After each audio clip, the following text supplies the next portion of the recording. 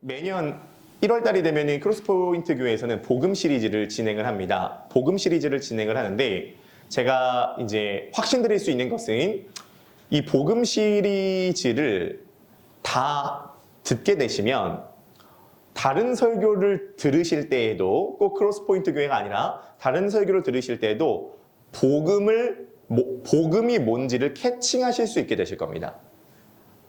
그래서 복음을 들을 수 있는 우리가 좀 귀를 만들어가는 시간이다라고 볼 수가 있겠습니다. 그리고 크로스포인트 교회에 이제 우리가 등록을 하게 될 때에 모든 교회는 그 등록의 기준이 있지 않습니까? 복음 시리즈가 총 10개인데요. 10주인데 5번을 함께 듣게 되면 등록할 수 있는 기준이 된다라고 보시면 좋을 것 같습니다. 근데 복음 시리즈가 총 10주로 진행되는데 오늘은 복음 시리즈 전에 복음이란 무엇인가를 한 주 더 넣습니다. 왜냐면 우리가 복음 시리즈를 진행하려면 판을 좀 깔아야 되기 때문입니다. 그래서 오늘은 판을 좀 까는 시간이다 라고 보시면 좋을 것 같습니다. 이미 복음 시리즈를 2-3번 들으신 경우도 있으실 겁니다. 하지만 이번에 복음고사를 보셔서 아시겠지만 들었다라고 해서 다 내게 되는 것은 아닐 수 있습니다. 이 복음 시리즈 안에 있는 내용들을 가지고 복음고사를 만들어냈는데 이게 아마 적어보셨으면 아실 겁니다. 복음고사를 친 이유가 뭐냐면 내가 어디가 구멍이 났는지 점검을 해볼 수 있는 시간이 되었다고 보시는데요. 아마 제가 이렇게 살펴보니까 구멍이 많이 나신 것 같더라고요. 그래서 들으실 때 제가 이제 조금 이렇게 적으면서 들을 거니까요. 또 필요하신 분은 이제 적으시고요. 들으시면 좋을 것 같고 복음 시리즈를 진행할 때 동안은 우리가 막 은혜를 받고 도전이 되고 이런 시간은 아닐 수 있습니다. 물론 복음 시리즈에서 은혜를 받으실 수도 있지만 이 시간은 뭐 저도 막 강의하는 느낌은 좋아하지 않습니다. 저도 액티브하고 감동적이고 재밌는 게 좋은데요. 이 복음 시리즈 하는 동안은 뭔가 그런 시간이라기보다는 정확한 틀을 세워가는 시간이다 라고 보시면 좋을 것 같습니다. 지금 이제 정혜중 선생님 오고 계시는데 정혜중 선생님이랑 복음 시리즈를 5주까지 진행을 했습니다. 근데 정혜중 선생님이 뭐라 그러시냐면은 정말 마음이 힘드셨을 때 유튜브로 우리나라의 유명하신 목사님들 설교를 다 합해서 한 3,000편 정도 들으셨대요. 뭐 옥하는 목사님, 이찬수 목사님, 조정민 목사님, 유기성 목사님 이런 목사님 설교 3,000편 이렇게 들으셨다고 합니다. 그래서 아주 빠삭하시더라고요. 특히 이제 옥하는 목사님 설교를 많이 들으셨다고 합니다. 정말 존경스러운 목사님이고 그런 설교들이 우리들에게 도움이 됩니다. 근데 정혜정 선생님이 뭐라고 얘기를 하시냐면은 설교를 많이 들었는데 이게 체계가 잡히지 않으니까 날아가 버리더라. 그래서 어떤 표현을 쓰자면은 여기서 풀 조금 뜯고 저기서 풀 조금 뜯어먹고 여기서 풀 조금 뜯어먹으니까 이게 정확한 목장 형성이 안 되더라. 근데 이제 복음 시리즈를 들으니까 이 정확한 뼈대를 세우고 이렇게 되니까 이제 말씀을 들었을 때 거기에 담기게 되더라라는 그러한 말씀을 하시는 것을 들었습니다. 그렇습니다. 이게 복음 시리즈를 들으면 우리가 메시지 많이 듣잖아요. 메시지 많이 듣는 것을 좀 담아들 수 있는 그 그릇이 형성이 된다라고 보실 수가 있을 것 같고요. 그리고 그래서 정현 선생님이 이런 것을 좀 빨리 교회에서 많이 해주면 좋겠고, 그리고 이렇게 복음 시리즈 할 때 영상을 찍으면 제가 반복적으로 많이 들어보겠다라는 그런 이야기를 하셨습니다. 그래서 사실은 이 복음 시리즈 한 번에 다 안 잡히실 수가 있는데요. 아무튼 한 번 들으실 때 조금 잘 받아주시면 좋고요. 또 1, 2부를 참석하신 분들은 2번 들으시니까 또 각인이 되실 것 같고요. 2번 들으셔도 각인이 안 되실 수가 있습니다. 이게요. 그래서 조금 이 수동적 듣기가 아니라 좀 적극적 듣기가 좀 필요하다라고 볼 수가 있을 것 같습니다. 크로스포인트 교회는 복음을 중요하게 생각을 합니다. 그래서 그러니까 복음에 대한 선입견 중에 하나가 뭐냐면 복음이 기초라고 하는 착각입니다. 그래서 불신자가 신자가 됐을 때 듣는 것이 복음이라고 생각을 합니다. 그런데요, 그건 굉장히 큰 착각입니다. 복음은 불신자가 신자가 됐을 때만 듣는 것이 아니라 신자가 평생에 걸쳐서 성장할 때도 필요한 게 복음입니다. 그리고 복음이 필요한 이유가 한 가지 더 있습니다. 저는 이 문구를 보고 와 맞다 그렇구나라고 해서 굉장히 충격을 받았는데 그게 뭐냐면 20세기 최고의 강해 설교자라고 알려진 마틴 로이드 존스 목사님이 목사는 일주일에 한 번씩은 반드시 복음 설교를 해야 된다. 이유가 뭐냐? 이렇게 가정해야 된다고 했습니다. 그날 예배당에서 설교를 듣고 있는 청중 중에 절반은 불신자일 가능성이 크다. 그날 예배를 듣고 있는 청중 가운데 절반은 불신자의 가능성이 크다. 라는 전제를 깔았다고 합니다. 그러니까 여기에는 신자만 있는 것이 아니라 불신자가 있을 가능성이 매우 크기 때문에 항상 복음 설교를 해야 된다라고 강조를 했고요. 그리고 신자라고 할지라도 복음을 듣고 자라날 수가 있습니다. 네, 이것은 차차 좀 말씀을 드려보도록 하겠습니다. 그래서 복음은 기초가 아니라 핵심인데요. 저는 이제 이렇게 생각을 합니다. 옛날에 구형 자동차에 내장된 내비게이션 혹시 기억나십니까? 옛날에 내비게이션을 보면요, 특징이 있습니다. 어떤 특징이 있냐면 굉장히 복잡합니다. 그리고 불필요한 것들을 너무 많이 그려놨습니다. 옆에 강도 그려놨고요, 건물도 그려놨고요, 어떤 내비게이션 날아가는 새까지 그려놨습니다. 그래가지고 문제가 뭐냐면요, 자꾸 자동차의 길이 헷갈리는 거예요. 근데 요즘에 나온 티맵이나 이제 자동차를 보면요, 매우 간단하게 그려놨어요. 그러니까 뭐냐면 내가 가야 될 길에 대한 파란색 이 줄만 정확하게 쫙 그어놓으니까 아, 요 길로 가면 되는구나라고 생각이 되는 거죠. 그러니까 신약과 구약에 우리가 여러 가지 말씀들이 있는데 그 말씀을 우리가 다 살펴봐야 되겠지만 그 신약과 구약을 가로지르는 메인 길이 어디냐라는 것을 우리가 살펴봐야 되고 그것이 전 복음이다라는 생각을 갖게 됩니다. 그래서 오늘 이제 우리가 그런 얘기들을 나눠보도록 할 텐데 다시 한번 말씀드리지만 막 은혜 받고 도전받는 시간이라기보단 조금 딱딱하실 수 있습니다. 11주 동안. 근데 딱딱하실 수 있는데 11주가 딱 끝나고 나면은 이게 좀 체계가 잡히실 거라는 것을 제가 보장을 좀 드리겠습니다. 자, 그러면 복음이란 뭐냐?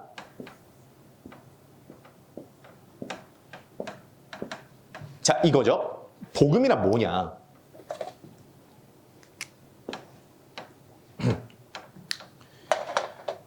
복음이 뭐죠? 굿뉴스, 그렇죠. 자, 우리는 복음이라고 하는 것을 생각했을 때 이렇게 생각을 합니다. 예수 그리스도께서 오시고 사시고 죽으시고 부활하신 것이 복음이다. 틀린 건 아닌데 그게 복음 자체는 아니에요. 그러니까 그거는 기독교의 복음인 거죠. 이해되십니까? 기독교의 복음이에요. 우리가 너무 빨리 나가려고 하면 안 돼요. 우리가 빨리 나가다가 놓치는 게 많습니다. 빨리 나가려고 하면 안 돼요. 자, 우리가 기독교의 용어에서 선입견을 갖는 것 중에 하나가 뭐냐면은 기독교의 용어는 원래 일상 용어였다는 겁니다. 예를 들어서 속죄나 세례 같은 경우에도 그때 당시 일상적으로 쓰여진 용어입니다. 지금은 속죄, 세례 이러면 딱 기독교 용어 같은데 그때 당시에는 시장 용어였습니다. 오늘날로 치면 어떤 거랑 똑같냐면 이런 거죠. 커피 좀 내려줘. 김치 좀 담그자. 담그자, 내려줘. 일상 용어잖아요. 요즘에 우리 김치에게 세례 주자. 커피를 기름 붓자 이런 얘기 안 하죠. 근데 그때 당시에는 기름 붓다, 세례 주다, 속죄 이런 게 커피를 내려줘, 김치 담궈줘 같은 일상적 용어였다는 거예요. 복음도 마찬가지인 게 복음도 어려운 용어가 아니라 일상 용어에서부터 출발한다는 것입니다. 그러니까 예수 그리스도까지 너무 빨리 가지 마시고요. 우리가 천천히 갈 필요가 있는데 자, 오늘은 복음 시리즈의 첫 판을 까는 시간입니다.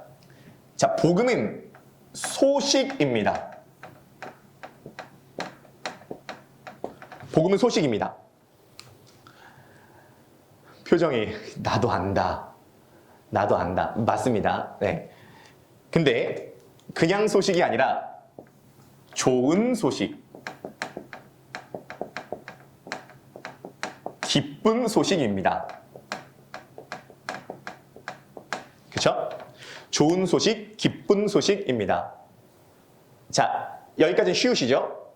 오늘 우리가 기독교의 복음을 얘기하기 전에 이 소식이 갖고 있는 의미에 대해서 살펴봐야 됩니다. 소식이 무엇인지에 대한 의미부터 살펴봐야 됩니다. 왜냐하면 소식이 갖고 있는 특징이 있거든요. 소식이 갖고 있는 특징이 있습니다. 자, 제가 확신할 수 있는 것은요. 이 땅에 발을 붙이고 살아가시는 분들 중에 복음을 거부하는 사람은 한 사람도 없습니다. 제가 확신합니다. 모든 사람은 다 복음을 원하고 있습니다.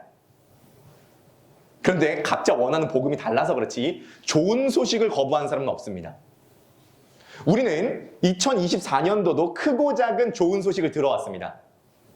그렇죠? 뉴스를 통해서도 들었고요.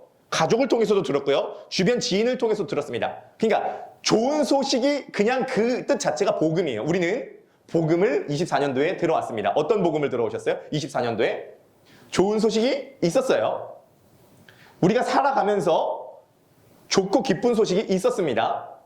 그렇죠? 자, 그러면 이 복음, 이 좋고 기쁜 소식, 이 기쁜 소식이 갖고 있는 종류와 특징을 우리가 좀 살펴보도록 하겠습니다. 오늘 우리가 기독교 얘기를 하기 전에 기독교의 복음을 이제 10주 동안 쭉 할 거고요. 그 전에 이 소식이 뭐를 의미하냐, 도대체 소식이 뭐를 의미하냐를 먼저 판을 깔아야지만 그 다음에 쭉 갈 수가 있을 것 같습니다. 자, 좋은 소식은 이것입니다. 우리가 정말 복음을 제대로 알려면 좀 선입견을 배제하고 먼저 볼 필요가 있습니다. 자, 좋은 소식은 예를 들어서 이런 것이죠. 재수생이 진짜 원하는 대학교가 있었습니다. 그것이 서울대학교라고 가정을 해보겠습니다. 두근거리는 마음으로 연락을 칩니다. 띠띠띠띠. 신종윤 합격입니다. 자, 너무 원하는 대학교의 합격 소식을 들었습니다. 듣는 사람 어떨까요? 기쁘죠? 재수생이 원하는 대학교에 합격했다는 소식은 좋은 소식입니다. 자, 전혀 관심이 없으시겠지만 조금 더 청년 시절을 떠올려 보세요. 내가 정말 좋아하는 여자가 있습니다. 1년 동안 짝사랑했습니다. 근데 그 여자는 너무 나랑 먼 존재인 것 같아요. 너무 예쁘고 인기도 많아요. 근데요, 1년이 지나고 난 다음에 그 여자의 친구가 저한테 와가지고 귀띔을 해주는 거예요. 야, 사실 걔도 너한테 호감 있대. 제가 중학교 2학년 때 짝사랑했던 여자애가 있었거든요. 1년 동안 짝사랑했습니다. 근데 그 친구에게 좀 다가가기가 좀 애매했어요. 근데요, 중학교 3학년 때 그 친구의 친구랑 제가 친해지게 됐는데 그 친구가 저한테 알려주는 거예요. 사실 얘도 저한테 호감이 있다고. 네. 그게 소식이죠. 그때 그 소식을 들을 때, 야, 거짓말하지 마. 야, 말이 되냐? 근데 기쁜 거죠, 소식은요. 평생 내 집 마련이 소원인 사람이 있습니다. 그렇죠? 내 집 마련이 소원인 사람이 있습니다. 근데 어느 날 정말 상상하지도 못하는데 동탄에 있는 롯데캐슬 청약에 넣었는데 몇 대 몇이었죠, 그때? 아무튼 넣었는데 문자 온 거예요. 당첨됐다고. 내 집 마련이 동탄 롯데캐슬에 당첨이 된 겁니다. 또는 이럴 수 있습니다. 저는 요번에 이제 LH에 당첨이 돼서 이제 이사를 준비하고 있습니다. 근데 이제 저는 월세를 살고 있잖아요. 월세를 살고 있으니까 이 집을 내놔야 됩니다. 근데 문제가 뭐냐면 12월, 1월은요 집이 안 나가는 날이라는 거예요. 겨울이고 연말이기 때문에 절대 집이 안 나간다고 합니다. 제가 집주인한테 전화를 해보니까 기대하지 말래요. 집 안 나갈 거라는 거예요. 자기가 12월, 1월에 집이 나가본 적이 한 번도 없대요. 그래서 부동산 전체에 쫙 깔았는데 이사 날이 이제 2주 앞으로 다가왔는데 LH는 시간 되면 들어가야 되거든요. 이사 날이 2주 앞으로 다가왔는데 연락이 안 오는 거예요. 근데 우리 교회 옆에 건강센터가 들어왔는데 이 건강센터의 그룹장님이랑 좀 친해지게 됐습니다. 근데 4일 전에 이 그룹장님이 들어오셔서 저한테 물어보시는 거예요. 그 경상도 분이십니다. 그 부동산 알고 있는 거 있습니까? 그러신 거예요. 아, 부동산 알고 있습니다. 이탁부동산. 그 왜 그러세요? 그러니까 집을 찾고 있다는 거예요. 어떤 집을 찾고 계십니까? 이사 올 집을 찾고 있습니다. 얼마짜리 찾고 있습니까? 5천에 100 정도 찾고 계신데요. 5천에 100 정도 찾고 계십니다. 제가 물어봤습니다. 1000에 60은 어떻습니까? 어느 집인데요? 제가 살고 있는 집입니다. 내놨는데 안 가져갑니다. 사장님이 물어보십니다. 볼 수 있습니까? 볼 수 있습니다. 언제 볼 수 있습니까? 지금 볼 수 있습니다. 바로 가시죠. 바로 가서 저희 집을 보여드렸습니다. 구립자님이 보고 좋네요. 여기로 결정하겠습니다. 집주인한테 전화했습니다. 최초로 부동산 끼지 않고 집 주인을 제가 직접 컨택을 했다고. 그래서 그분이 들어오게 되었습니다. 제가 집을 나가게 됐는데 소식이 없었어요. 부동산에서 아무런 소식이 없었어요. 그런데 들어오겠다고 하는 사람이 들리는 소식은 좋은 소식일 수 있습니다. 그러니까 이번 주에 전화 한 통화 더 왔습니다. 집 구한 사람 한 명 더 있다고. 네, 그래서 이미 다 계약됐습니다. 이제 거부를 했죠. 자, 기쁜 소식의 강도에 따라서 기쁨의 정도의 차이가 납니다. 자, 예를 들어서 한강 작가가 노벨 문학상을 탔습니다. 기쁘죠? 우리나라도 드디어 노벨 문학상을 최초로 탄 나라가 되었습니다. 오, 좋네. 기쁜 소식이네. 이 정도가 됩니다. 아파트 청약에 당첨됐습니다. 오, 너무 좋아. 내가 사랑하는 여인이, 짝사랑하고 있는 여인이 나를 좋아한다는 사실을 알게 됐습니다. 이건, 야, 거짓말하지 마. 라는 그런 반응을 일으키게 됩니다. 조금 더 진지한 좋은 소식을 얘기해 볼까요? 지금 영화 하얼빈이라고 하는 영화가 개봉되었습니다. 아직 저도 보러 가진 않았는데요. 하얼빈은 독립투사 안중근이 이토 히로부미를 암살한 내용을 다루고 있습니다. 독립투사들에게 평생의 염원은 나라의 독립이었습니다. 그들이 8월 15일에 광복이 되었다라고 하는 소식은 그들의 목숨과도 바꿀 수 있는 기쁜 소식이었을 겁니다. 실제로 우리에게는 공감이 안 되지만 북한에 가족이 있는 분들에게 통일이 되었습니다. 라고 하는 소식은 기쁜 소식일 겁니다. 가족이랑 생이별했는데 진짜 한 번만 그 가족을 볼 수 있으면 너무 좋을 것 같은데 그 가족을 다시 만나게 되었다는 소식은 좋은 소식일 겁니다. 우리는 크고 작은 기쁜 소식을 듣습니다. 자, 우리는 지금 기독교의 소식을 말하기 전에, 기독교의 복음을 말하기 전에 소식이 뭐냐라는 것 자체를 우리가 생각을 해보고 있습니다. 자, 복음은요, 소식입니다. 그리고 우리는 지금도 크고 작은 어떤 소식을 듣고 있습니다. 배드 뉴스도 있고 굿 뉴스도 있습니다. 우리가 인생 전체를 살면서 들었던 좋은 소식도 있고 가장 좋은 소식도 있고 또 가장 슬픈 소식도 있을 겁니다. 자, 그러면 이 소식에 특징이 있습니다.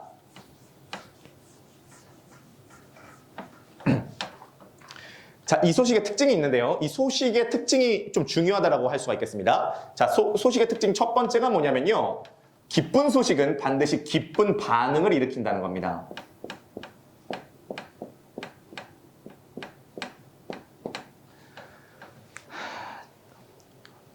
소식은 강의가 아닙니다. 자, 강의를 들었을 때의 반응은 이런 반응입니다. 유익하군. 참 삶에 도움이 되겠어? 이거 참 재밌는걸? 이게 강의를 들었을 때 반응입니다. 그런데 기쁜 소식은 소식 자체로 기쁩니다. 물론 유익이 없다는 말은 아닙니다. 삶에 도움이 안 된다는 말은 아니에요. 근데 그게 본질이 아닙니다. 전 지금 기독교와 종교의 차이를 말씀드리고 있는 것입니다. 종교나 좋은 말을 들었을 때는 유익하군. 삶에 도움이 되겠어? 이런 거지만 소식은요, 들었을 때 그 자체가 그냥 기쁩니다. 오늘 제가 설교 때 인용하려고 좀 비밀에 붙였습니다. 근데 소식이 하나 있습니다. 어제 밤에 이렇게 저희 아내가 임신 테스트기를 했는데요. 후발 주자가 먼저 좀 앞서 나가게 됐습니다. 그 임신 테스트기에 2줄이 나오게 되었습니다. 자, 박수 한번 부탁드리겠습니다. 네. 실제는 아닙니다. 실제가 아니에요. 네.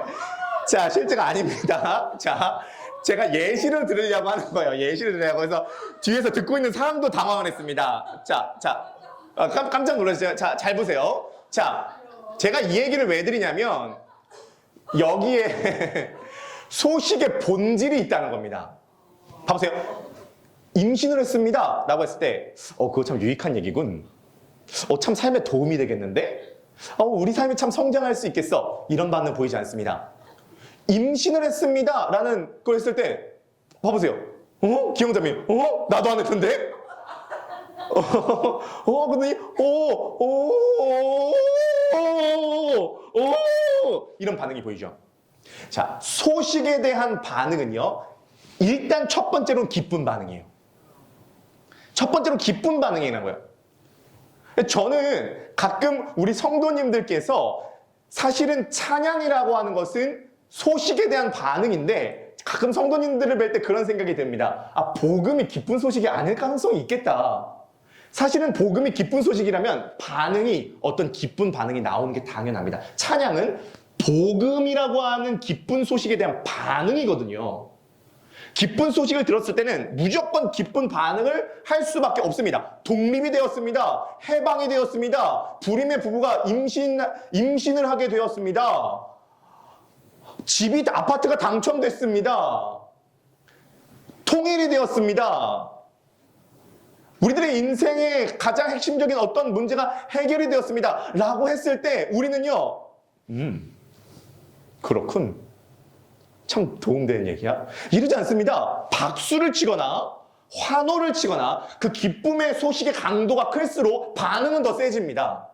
그래서 요한계시록을 연구하는 한 학자는 오늘날에 있어서 전체적으로 예배가 다 죽었는데 요한계시록에 나오는 예배와 가장 닮은 예배, 그러니까 새하늘과 새 땅이 임했을 때 거대한 흰 무리가 그 드려지는 예배와 가장 닮은 예배 현장이 있다고 합니다. 그 예배 현장이 어디냐면 교회가 아니라고 합니다. 안타깝게도 요한계시록을 연구하는 어떤 학자는 이렇게 얘기를 합니다. 그 요한계시록에 나오는 예배와 가장 닮은 예배의 형태는 야구장이다. 가장 닮은 예배 형태는 야구장이다. 박수칩니다. 환호합니다. 소리칩니다. 뭔가 기쁨의 반응이 엄청나게 터져 나옵니다. 그게 실제로 요한계시록에 나오는 예배와 가장 닮은 예배라고 주목합니다. 그런데요, 사실은요, 우리의 예배는요, 기쁜 소식을 들었을 때의 예배라고 하기에는 뭔가 조금, 제가 생각을 했을 때에는, 조금, 미지근한 게 너무 미지근해서 완전 미지근해요. 사실 그렇지 않습니다. 기쁜 소식은요, 기쁜 반응을 보이게 됩니다. 자, 유익이 없다는 말이 아닙니다. 복음을 들었을 때 유익하군이 있을 수 있습니다. 그러나 첫 번째 반응은 기쁜 반응이다라는 것이고요. 자, 두 번째 특징이 있습니다. 좋은 소식의 두 번째 특징이 있는데요.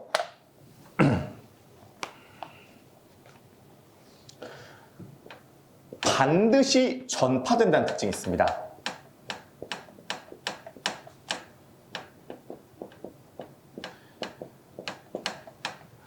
네, 우리는 지금 기독교의 복음을 얘기하기 전에 소식 자체에 대한 본질을 탐구해보고 있습니다. 소식 자체가 뭘 의미하는지. 좋은 소식은요, 반드시 전파됩니다. 그게 소식의 본질입니다. 소식은요, 전령에 의해서 반드시 전파됩니다. 오늘날은 전파되는 게 더 쉽습니다. 카카오톡이 있고요. 전화가 있고요. 전 세계가 SNS로 묶여있기 때문에 좋은 소식은 더 빨리 전파됩니다. 무조건 전파됩니다. 빠르게 전파됩니다. 자, 한번 봐보세요. 우리 교회 옆집에 건강센터가 들어왔습니다. 그 건강센터에서 운영하고 있는 것은 양자찜질방입니다. 근데 양자찜질방을 하는데 제가 가서 체험을 해보니까 실제로 너무 좋습니다. 너무 좋습니다. 너무 좋으니까 제가 바로 아내를 데려갔습니다. 여기 너무 좋다. 해보니까 너무 좋은 거예요. 김포에 있는 분들을 데려갔습니다. 해보니까 딱 진짜 건강에 치명적으로 좋다는 게 느껴집니다. 30분 하니까 땀이 쫙 납니다. 30분 하니까 땀이 쫙 나고 하고 나니까 찝찝함이 없이 굉장히 개운해집니다. 그러니까요, 우리 에스더 집사님이요, 3일 전에 동네에 있는 코인 빨래방에 갔습니다. 코인 빨래방에 갔는데 거기 사장님을 만났습니다. 그 사장님을 전도했습니다. 교회로 바로 전도하지 않고요, 찜질방으로 전도했습니다. 우리 교회 옆에 찜질방이 들어왔는데 양자찜질방입니다. 사장님이요, 양자찜질방이요? 하고 다음날 그 빨래방 사장님이 오셨습니다. 그래서 교회 소개해드리고, 그분이 이제 교회를 다니시다가 상처받아서 안 다니시는 분인데, 요즘 참 좋은 게 교회의 찜질방 전도가 1+1으로 지금 진행되고 있습니다. 그래서 교회 한번 보여드리고 찜질방으로 인도를 했습니다. 근데요, 이 코인 빨래방 사장님의 그 문제가 뭐냐면은 머리에 염증이 있었던 거예요. 머리에 염증이 있어서 너무 가려운데 첫날 딱 하고 가니까 머리 염증이 사라진 겁니다. 그래가지고 머리가 안 가렵게 된 거예요. 그래서 코인 빨래방 사장님이 오라고 하지도 않았는데 다음날 바로 와서 4시간을 하고 가셨습니다. 머리에 염증이 사라지니까. 그래서 제가 사실 탈모가 진행된 게 염증 때문이거든요. 어저께 가가지고 그 찜질방 기계에 계속 제가 이러고 있었습니다. 사실은 눈치채지 못하게 이러고 있었어요. 염증 사라지라고요. 염증 사라 이러고 있었습니다. 그래서 땀 쫙 뺐습니다. 그래서 오늘 굉장히 지금 컨디션이 좋아졌습니다. 찜질방하고 나서 컨디션이 좋아졌어요. 그래서 얼마나 좋은 게, 얼마나 굿뉴스인지 아세요? 문 열고 가면 바로 옆집입니다. 제가 여기 옆에 있는 그룹장님에게 인사를 안 합니다. 또 뵙겠습니다 하고 갑니다. 그리고요, 굿뉴스가 있습니다. 지금 현재 무료입니다.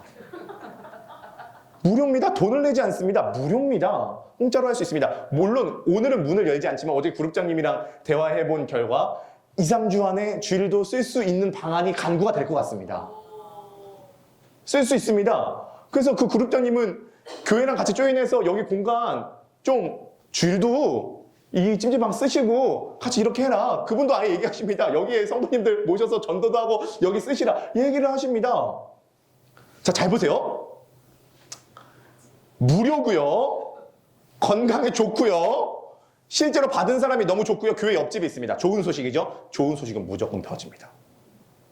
좋은 소식은 전파됩니다. 무조건 전파됩니다.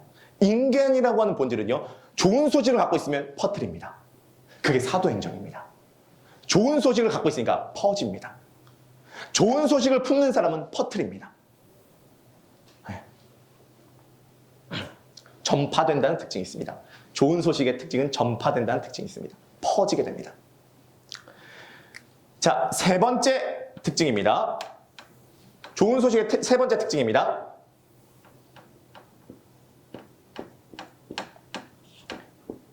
이게 좋은 소식의 가장 큰 특이점 중에 하나인데요.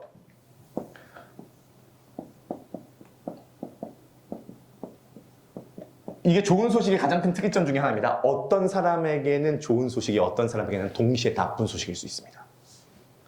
어떤 사람에게는 좋은 소식이 동시에 어떤 사람에게 나쁜 소식일 수 있습니다.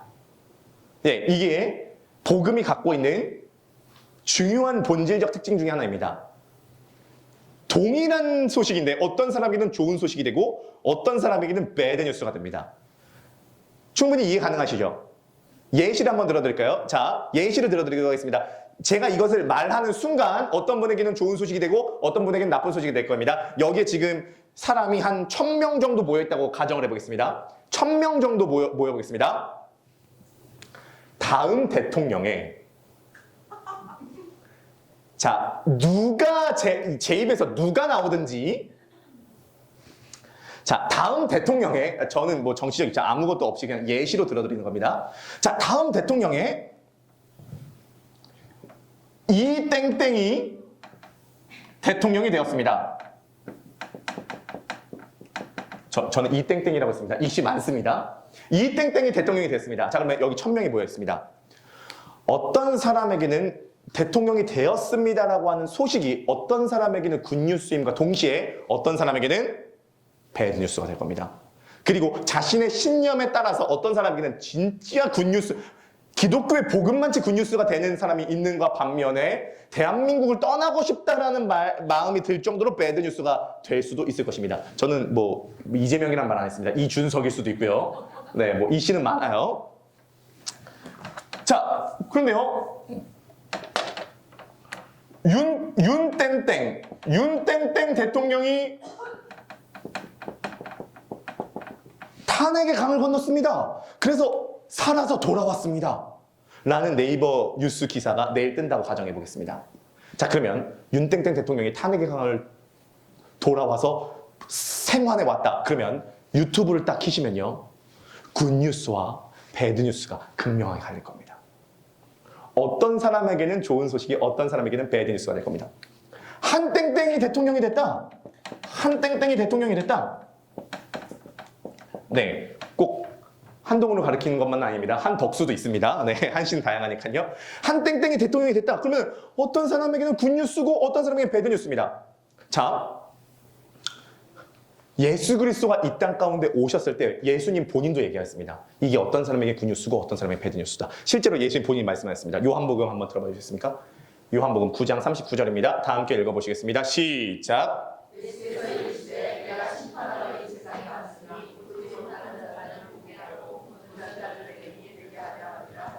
자, 잘 보세요. 모든 사람에게 굿뉴스가 아니라 예수께서 이르시되 내가 심판하러 이 세상에 왔으니 보지 못하는 자들은 보게 하고 보는 자들은 맹인이 되게 하려 함이라 하시니. 요한복음에 이런 구절이 상당히 많이 나옵니다. 내가 이 땅에 온 것은 누군가에게는 굿뉴스고 누군가에게는 배드뉴스다 라는 유의 말씀을 예수님께서 상당히 많이 하십니다. 주님께서 재림하실 때도 재림의 날에 누군가에게는 굿뉴스가 되겠지만 누군가에게는 배드뉴스가 될 겁니다. 복음은요, 소식이고요. 소식은 우리가 다양한 좋은 소식들이 있다고 말씀드렸고요. 지금 기독교의 복음 가기 전에 이 좋은 소식 자체에 대해서 우리가 탐구해보고 있는데 좋은 소식의 특징을 살펴보고 있습니다. 기쁜 반응을 보인다는 거고요. 전파된다는 특징이고요. 굿뉴스가 누군가에게는 배드뉴스가 될 수가 있다는 것입니다. 지금 이것은 기독교의 복음, 예수 그리스도의 복음에서도 다 해당되는 것이기 때문에 제가 말씀을 드리는 것입니다. 자, 네 번째 이 복음의 특징이 있는데요. 그게 뭐냐면 나와 관련이 반드시 이 기쁜 소식은 나와 관련이 돼야 기쁜 소식의 강도가 기하급수적으로 커진다는 겁니다. 자, 예를 들어서 가정을 해보겠습니다. 여러분, 약이 하나 개발이 되었는데요.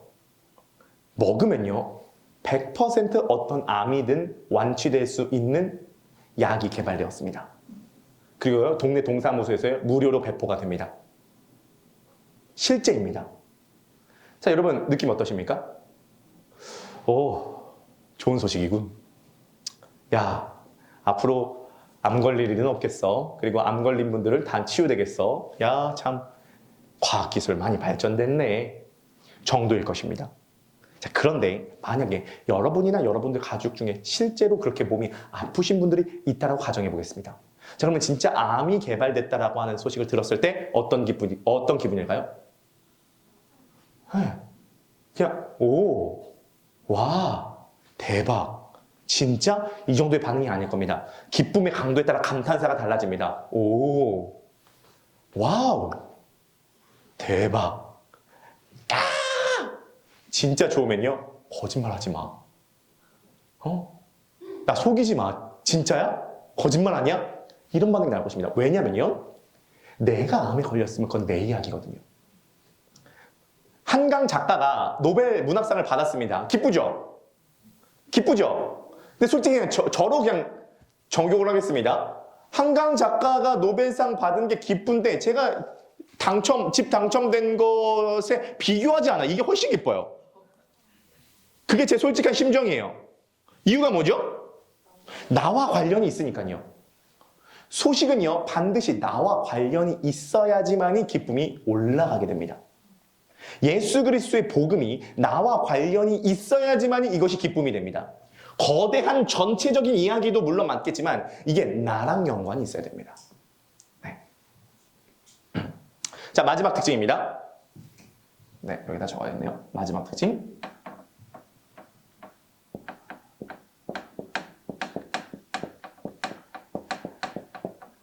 자, 마지막 특징은 가짜뉴스입니다. 이게 뭐냐면요, 복음인 줄 알아서 따라가 봤더니 그게 사실은 복음이 아니더라. 그러니까 좋은 소식인 줄 알았는데 뚜껑 열고 가보니까 좋은 소식이 아니더라라는 게 생각보다 살면서 많습니다.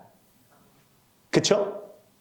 작은 거든 큰 거든 가짜뉴스가 많습니다. 저희가 이제 겨울이 돼가지고요, 헬스장에 등록을 했는데 헬스장 안 가게 됐습니다. 그래서 방법을 강구했습니다. 집에서 운동을 하자. 그래서 집에서 운동할 수 있는 운동기구 스탠밀 홈 트레이닝 버전을 샀습니다. 가만히 제자리에서 왔다 갔다 하는 것입니다. 쿠팡에 가보니까요, 신제품이 나왔더라고요. 17만 9천 원입니다. 근데요, 사실은요, 이 신제품이 나온 지 얼마 되지 않았기 때문에 3일 동안 특가 세일을 한다는 것입니다. 그리고요, 확실하게 그 어떠한 명분이 있어요. 그 위에 27만 9천 원하고 짝대기가 그어져 있습니다. 그 밑에 17만 9천 원. 야, 3일 동안만 이 세일을 한다. 대박이다. 빨리 사야겠다. 그래서 17만 9천 원 주고 그 스탠밀을 샀습니다. 근데 그런데 아내가 꼭 그런 걸 확인해 봅니다. 3일 뒤에 진짜 얼마로 올라갔나고 보려고 확인해 봤습니다. 3일 뒤에 17만 9천 원짜리가 3일 뒤에 보니까 16만 9천 원이 되어 있었습니다.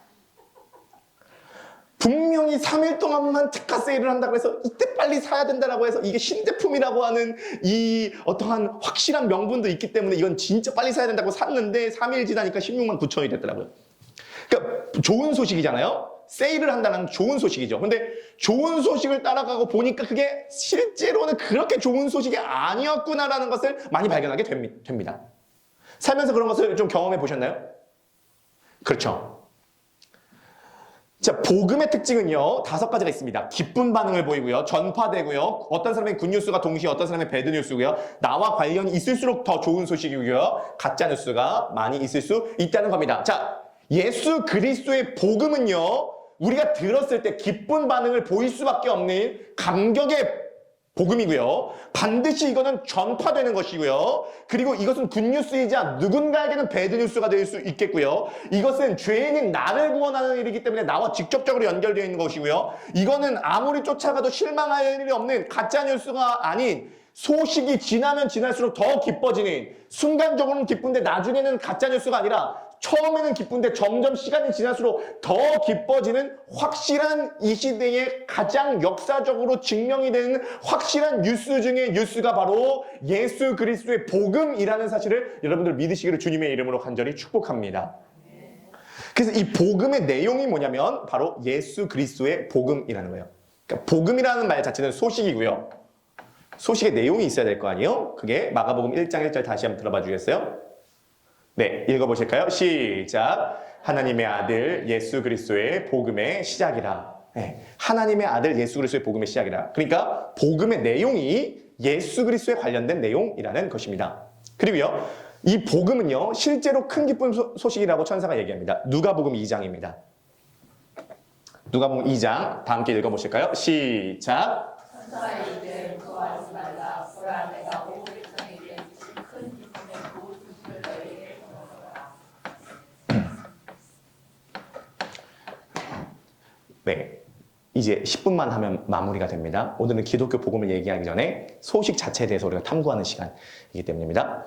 천사가 실제로 마리아에게 뭐라 그랬냐면은 예수 그리스도께서 오실 때 무서워하지 말라. 보라 내가 온 백성에게 미칠 큰 기쁨의 소식. 그냥 소식이 아니에요. 큰 기쁨의 소식. 여기서 크다라고 하는 말을 헬라어로 메가라는 말을 썼고요. 기쁨이란 말을 카라라고 썼습니다. 그래서 카라는 옛날에 무슨 아이돌 가수 중에 카라도 있었죠. 그게 기쁨이라는 뜻입니다. 메가는 큰이라는 뜻입니다. 그러니까 예수 그리스도의 소식은 뭐냐면 울트라 메가 엄청 기쁜 소식. 울트라 메가톤급의 엄청 기쁜 소식. 우리가 막 들었을 때 너무 기쁜 소식 있잖아요. 그게 바로 예수 그리스도의 복음이다. 큰 기쁨의 소식, 메가톤급으로 기쁜 소식. 들었을 때 너무 기쁘다. 지금 여러분들이 들으셨을 때 너무 기쁜 소식 있잖아요. 그게 바로 예수 그리스도의 복음이라는 거죠. 예수 그리스도의 복음은 결국 예수 그리스도의 오심, 사심, 죽으심, 부활하심입니다.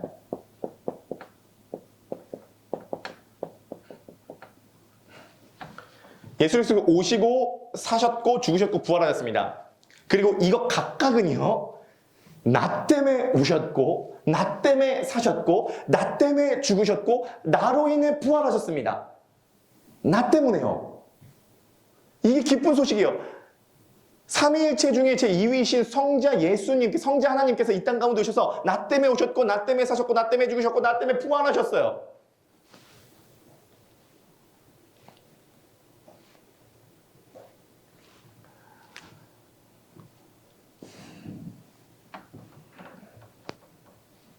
이것은 두 가지 효과를 만들어냅니다. 첫 번째, 내가 어떻게 구원받는가?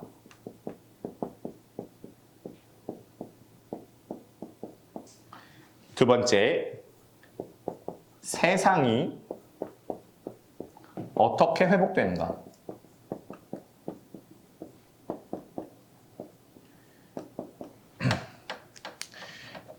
이걸 땅에서 바라본 복음이라고 하고요.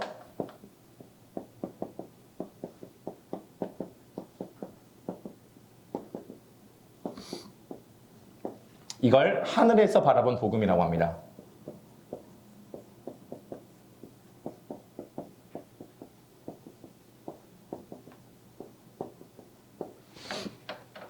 우리가 예수 그리스도의 복음에 대해서 들을 때 첫 번째만 생각을 많이 하는데 사실 두 번째도 굉장히 큽니다. 성경은 굉장히 거대한 역사를 다루고 있습니다. 세계 전체가 어떻게 회복되는가에 대해서 듣고 있고요. 그것과 동시에 미시적인 아주 작은 각각의 개개인이 어떻게 구원받는가에 대한 내용을 다루고 있습니다. 두 가지 내용, 예수 그리스도의 복음을 생각할 때 전체적인 시각과 개별적인 시각을 다 따라가 볼 필요가 있습니다. 세상이 어떻게 회복되는가? 나 자신, 각각의 개개인이 어떻게 구원을 얻게 됐는가? 그리고 이 구원은 단순히 내가 예수 믿고 죽어서 천국 가는 것에만 국한되지 않습니다. 구원은 다양하게 이루어지게 됩니다. 정말 다양하게 이루어지는 것이 구원이다라고 볼 수가 있겠습니다. 그래서 예수 그리스도께서 오시고 사시고 죽으시고 부활하심으로 나는 구원을 얻었고 세상은 회복될 것이다가 슈퍼 울트라 메가톤급 큰 기쁜 소식입니다. 자, 그러면 마지막으로 이게 내용이라고 하면, 이게 효과라고 하면 맞은 반응이 있겠죠. 예수 그리스도께서 오셨고 사셨고 죽으셨고 부활하셨습니다. 이것을 통하여서 내가 구원을 얻을 수 있고, 이 구원이라고 하는 말 자체가 어떤 의미인지는 복음 시리즈 계속하면서 살펴보겠습니다. 세상이 회복될 것입니다 라는 소식을 들었습니다. 그럼 반응이 있습니다. 그게 믿느냐 안 믿느냐입니다. 이것을 믿느냐 안 믿느냐. 그래서 믿으면 그 소식이 나에게 영향을 미치는 것입니다. 믿는 사람은 당연히 기쁨으로 반응할 수밖에 없습니다. 이거 믿으니까요. 큰 기쁨의 소식을 믿으면 기쁜 거죠. 안 믿을 수 있습니다. 네. 안 믿을 수 있어요. 안 믿으면 안 믿는 대로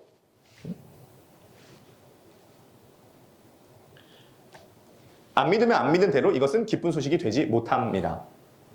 자, 복음 시리즈는 뭐냐면, 지금부터 10주 동안 함께할 복음 시리즈는 뭐냐면, 도대체 이게 나에게 어떤 영향이고 성경에서 말하고 있는 복음이 뭐며 이것이 나에게 어떤 영향인지에 대해서 10가지 관점에서 바라보는 것이 복음 시리즈다라고 볼 수가 있겠습니다.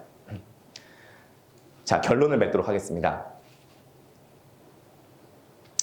오늘은 기독교의 복음에 대해서 이야기하기 전에 복음이 뭐냐, 그 단어 자체를 살펴봤습니다.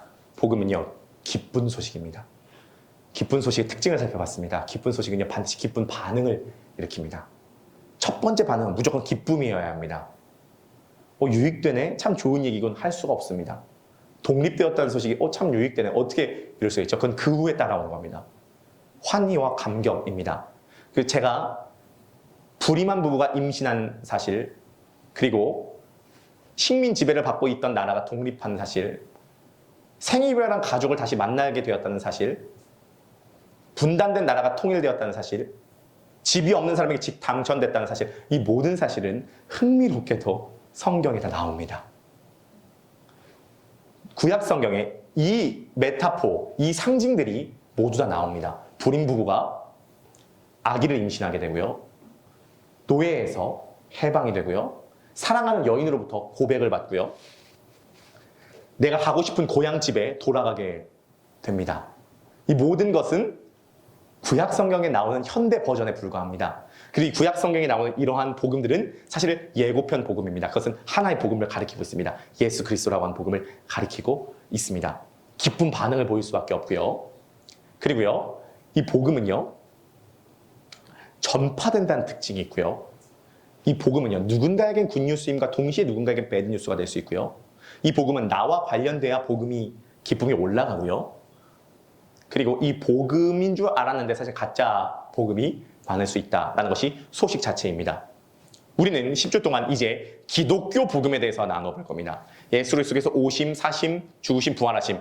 간단하지만 그 내용을 살펴보면 결코 간단하지만은 않습니다. 상당히 어떤 체계적인 의미들이 있습니다. 그것을 살펴볼 것이고요. 그것이 나에게 어떤 영향을 미치는지를 살펴보겠습니다. 그렇게 됐을 때 여러분들의 삶과 인생 가운데에 예수 그리스도의 복음이 활짝 열리게 되시는 역사가 일어나길 주님의 이름으로 간절히 축복합니다. 그리고요, 우리에게는 큰 기쁜 소식도 필요하지만 제가 설교를 준비하면서 와닿았던 건 우리들에게는 작은 기쁜 소식도 필요합니다. 우리들에게는 큰 구원도 필요하지만 우리들의 일상에서 작은 구원들도 필요합니다. 우리들에게는 큰 복음도 필요하지만 사실 작은 복음들도 필요합니다. 그래서 예수 그리스도께서 이 땅 가운데 오셨을 때 배고픈 자에게 떡을 주시고 눈먼 자를 보게 하셨던 건 큰 구원 이전에 작은 구원을 보여주신 겁니다.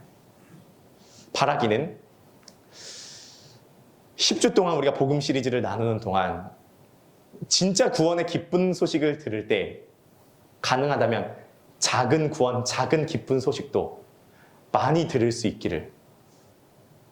기독교는 고난의 종교지 그렇게 기쁨을 추구하면 안 됩니다. 아니에요. 아니에요. 물론 고난도 있지만 주님께서 우리들에게 작은 기쁨을 주기를 원하시는 분이시라는 것을 믿으시기를 바랍니다. 10주 동안 그러한 소식들이 많이 들려지시게 되기를 주님의 이름으로 간절히 축복합니다. 우리 적용 질문 한 번 쭉 읽어보도록 하겠습니다. 자, 첫 번째 질문입니다. 읽어보실까요? 시작. 살면서 들었던 뉴스 중 가장 기쁜 뉴스는 무엇이었나요? 그 뉴스를 들었을 때 어떤 반응을 보이셨었나요? 네, 살면서 들으셨던 뉴스 중에 가장 기쁜 소식. 네, 가장 좋았던 기쁜 소식. 이 소식을 들었을 때 너무 기뻤다. 네, 뭐 10가지 정도 꼽아보셔도 좋습니다. 질문 2. 한번 읽어보실까요? 시작. 예수 그리스도의 뉴스가 당신에게는 기쁨과 행복이 되시나요? 내 인생의 가장 기쁜 소식과 비교했을 때 기쁨의 강도가 어떤가요? 네, 예수 그리스도의 뉴스가 당신에게는 기쁨과 행복이 되시나요? 내 인생의 가장 기쁜 소식과 비교했을 때 기쁨의 강도가 어떠신가요?